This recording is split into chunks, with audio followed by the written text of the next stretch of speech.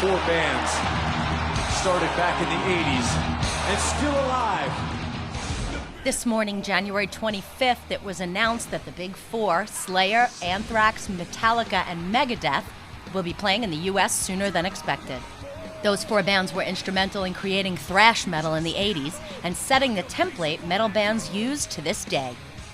In an announcement revealed on YouTube, it was announced that the four bands will play one show at the Empire Polo Grounds in Indio, California, just 1 week after Coachella on April 23rd.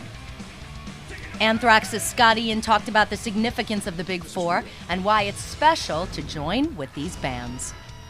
I just think, like other genres, under the umbrella of hard rock and heavy metal, you've had so many different, branches come off of that tree, and we're just another branch. We created something new in the early 80s. We were all influenced by the same thing. We all came from the same school, so to speak, and we created thrash metal, and we started something new, and I think that's the best thing you could say about any band or any musician, any artist, is if you create something that wasn't there before. And I think it's just an amazing thing to be able to say that all these years later. I mean, we started this band in 1981. Metallica formed in 81.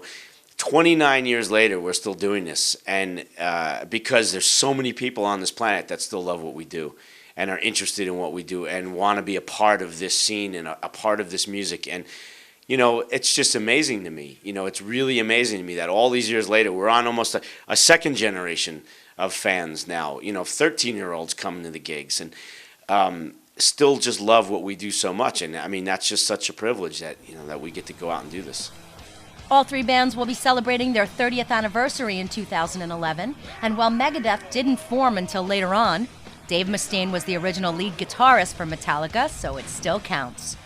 The Big Four shows in Europe were so popular, they had one of 2010's hottest DVD collections documenting the tour. It was also simulcast in the U.S. for fans to see in movie theaters. The tour had already been booked for the UK for 2011. See what we're talking about, or you just want us to kiss or something? Whoa.